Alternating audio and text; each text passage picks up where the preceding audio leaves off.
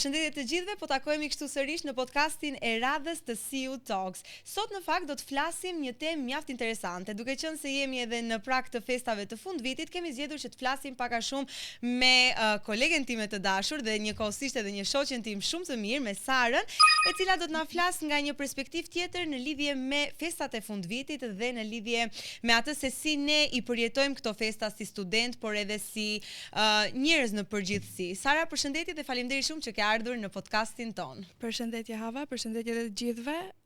Faleminderit juve. Okej, pak për veten tim, unë jam Sara Selimi.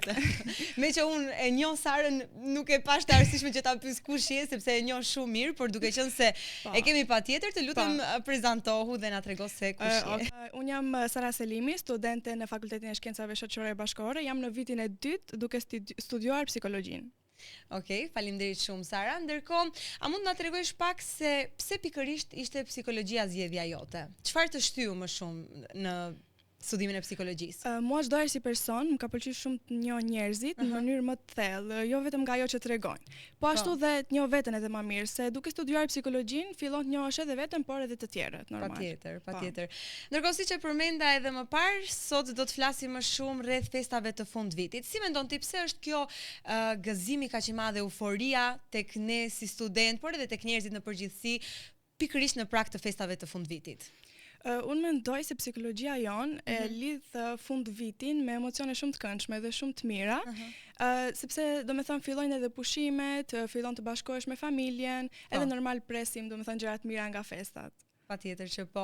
Ndërkohë, si e pret ti vitin 2026? A i ke vendosur vetes disa qëllime që dëshiron t'i arrish? Sigurisht, i kam disa qëllime të mira personale dhe shpresoj që t'i arrijm. Shpresoj edhe unë shumë që t'i arrish. Por si mendon ti? Sepse unë mendoj që të gjithë studentët i kanë vendosur vetes disa qëllime kryesore që dëshirojnë t'i arrijnë për vitin e ri, por kemi disa, mendoj, nuk e di, nga Teresa, dhe të gjithë studentëve pak a shumë u bie motivimi. Janë ato muaj i parë, janari deri në shkurt, dhe pastaj bie motivimi i të gjithë njerëzve në përgjithësi, le ta themi. Pse mendon që ndodh kjo? Unë mendoj se ndodh se njerëzit nuk japin shumë kohë vetes tyre për t'i arritur këto qëllime. Do me thënë ndjen të motivuar për një javë dhe pastaj pas asaj jave mbaron motivimi dhe lën krejt.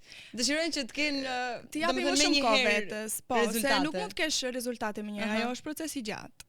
Pra rekomandimi jot kryesor është që t'i japin pak më shumë kohë vetes, sepse unë jam një nga ata të cilët i vendos vetes qëllime edhe pastaj thjesht i loj. I jep kohë vetes dhe ti jesh më i mirë me veten tënde, normal. Okej, në rregull. Ndërkohë sa mendon ti që ndikon pritshmëria e shoqërisë në mënyrën se si ne i përjetojmë festat e fundvitit? Unë mendoj se ndikon shumë, sepse shoqëria jonë sidomos pret çdo herë që të jemi vetë lumtur, vetë qeshim, edhe nuk është pritshmëri normale, se njeriu nuk mund të jetë veç i lumtur. Po, edhe mendon që kjo është ajo që na penalizon pak a shumë, se pastaj e lëm krejt. Po, do të mësohen t'i pranojnë njerëzit me gjitha emocionet e tyre, jo vetëm të lumtur. Gjatë gjithë kohës përmendim se festat në fakt sjellin shumë gëzim, eufori, të gjithë ndjehemi të lumtur, por mendoj se ka edhe nga ata të cilët nuk është se i përjetojnë shumë mirë festat. Pse ndodh kjo? Pse ka disa njerëz të cilët nuk janë edhe aq të lumtur që janë festat e fundvitit, ose as nuk e mendojnë fare si gjë? Kjo krejt varet nga personi, do me thënë varet nga gjendja emocionale, varet nga lidhja që e ka me familjen, me shoqërinë, se festat edhe pse ne i shohim si shumë pozitive dhe të këndshme, mund të shfaqin dhe disa emocione negative, do me thënë si vetmia. Për shembull, nëse nuk janë mirë me familjen, janë të vetmuar. Dhe pastaj ndjehen edhe ka dhe trishtim, ka trishtim, po të trishtuar.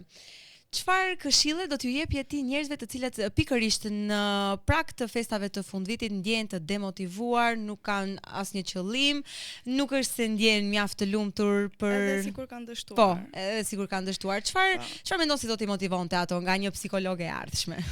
Unë mendoj se duhet ta pranojnë se dështimi është pjesë i procesit dhe nuk është fundi, dhe duhet të marrin mësim nga ajo normal. Dhe herën tjetër ta bëjnë edhe më mirë. Mendoj që ky podcast duhet t'ju vlej shumë të gjithë studentëve, shpresoj shumë që t'ju vlej të gjithë studentëve, sepse jemi duke dhënë me të vërtet disa fjalime, le ta themi kështu, shumë të mira, të cilat do t'ju vlejnë, nëse na dëgjojnë si duhet. Atëherë Sara, të lutem më trego pak se si mendon ti, si ndikon motivimi dhe disiplina. A është, domethënë, çdo herë ajo, sepse i dëgjojmë të gjithë që thuan nëse nuk ke motivim, ke disiplinë, do ta arrish. A është gjithmonë e vërtetë kjo? Unë mendoj se motivimi është ai që të nisë të bësh diçka, por normale që disiplina është ajo që të mban të fortë deri të arrish qëllimin. Se motivimi, siç e cekëm dhe më parë, mund të mbarojë për një javë, por nëse ke disiplinë, ti shkon dhe e bën edhe i pamotivuar. Pra një rekomandim tjetër është që të jemi sa më të disiplinuar për vitin 2026. Le të shpresojmë që të gjithë. Folëm pak për disiplinën, për motivimin, për festat e fundvitit, por si mendon ti? A është fillimi i vitit, ose a duhet parë fillimi i vitit si një kapitull komplet i ri, të fshim gjithçka që kemi kaluar, ose është një vazhdimsi asaj që ne jemi? Unë mendoj se është vazhdimsi. Se ne nuk mund të bëjmë ndryshime vetëm për një natë. Po. Nuk ka shanse. Domethënë 100% është vetëm vazhdimsi. Është vazhdimsi asaj që ne duam të krijojmë për jetën tonë. Po, fiks. Sepse ka disa njerëz dhe mendoj që sidomos ne si student e shohim sikur, okay, fillon viti i ri, edhe ne do ta fshim çfarë kemi kaluar, ky vit është i imi, do të bëjmë më të mirën, edhe pastaj gjithë ato mendime, pastaj edhe dorëzohesh shumë shpejt. Ajo që jemi duke e thënë gjatë gjithë kohës. Në aspektin psikologjik, sa e rëndësishme është vetë komunikimi ose mënyra se si ne flasim me veten tonë për t'i arritur qëllimet tona? Është shumë e rëndësishme. Sepse mënyra si i flasim ne vetes tonë shfaqet edhe në përditshmërinë tonë dhe tek qëllimet tona. Nëse ne vazhdimisht flasim negativisht për veten tonë, për shembull, për një qëllim të caktuar, e themi ti nuk mund ta bësh këtë, nuk mund ta arrish këtë, ti me vërtet nuk do mundesh, se po sepse e bind veten, sepse nuk ja jep vetes atë lejen për të vazhduar para, edhe për të arritur diçka. Fiks. Sepse mendoj se ashtu siç ne shohim veten kur dalim para pasqyrës, është pikërisht ajo pamje që të gjithë tjerët e kanë për ne. Se si tjerët na shohin neve, dhe mendoj se gjithë, sidomos dhe studentët, janë më të mirë dhe më të sjellshëm me veten. Pikërisht, sepse dashuria fillon një herë duke e dashur veten, pastaj të tjerët, sepse është ajo që e thon të gjithë, nëse nuk e do veten, nuk do ta duash, nuk do t'i duash as të tjerët. Po, mund dhe ta mendojmë, për shembull, sillemi me veten si sillemi me një njerëz që duam shumë. Po, edhe pastaj nuk na pëlqen ajo si që e bëj. Fiks. Po, kjo është një bisedë të cilën ne me Saren e flasim gjatë gjithë kohës, që duhet jemi sa më shumë të dashur, sa më komunikues, sepse unë, siç thash, Saren e kam kolege dhe e kam edhe një shoqe shumë të mirë, edhe kur e kam takuar për herë të parë, Sara ka qenë një person shumë i ndrojtur, shumë i mbyllur në veten e saj, dhe tash mendoj që ja kemi dalë, ja ajo është edhe pjesë e podcastit ton, kështu që diçka kemi arritur. Sara, si një psikologe e ardhshme, çfarë është një këshill të cilën ti dëshiron t'ua bësh të gjithë studentëve të cilët janë duke na ndjekur, të cilën mund të fillojnë ta zbatojnë që nga sot dhe le të themi do t'ju ndryshojë jeta për mirë?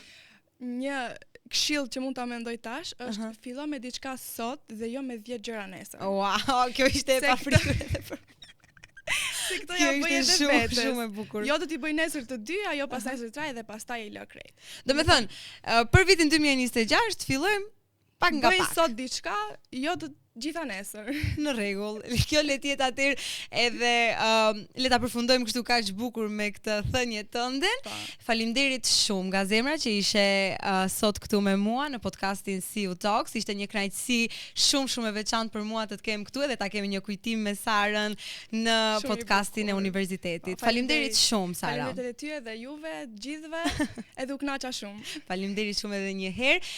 Ishte një bisedë mjaft e këndshme në të cilën si në prag të festave vetëm kemi qeshur dhe vetëm kemi folur gjëra të bukura. Kështu që faleminderit shumë edhe një herë. Faleminderit edhe ty. Atëherë faleminderit shumë që të gjithëve që e ndoqët bisedën me mua dhe Sarën. Shpresoj shumë që sadopak të jeni kënaqur dhe ta keni shijuar këtë bisedë ashtu siç edhe për mua ishte një kënaqësi mjaft e veçantë. Unë ju falenderoj shumë të gjithëve që na keni ndjekur përgjatë këtyre episodave dhe në emër të universitetit dhe në emër të CU Talks ju urojmë të gjithëve gëzuar festat e fundvitit dhe qoftë një vit sa më i mbar dhe sa më i bukur për të gjithë ju.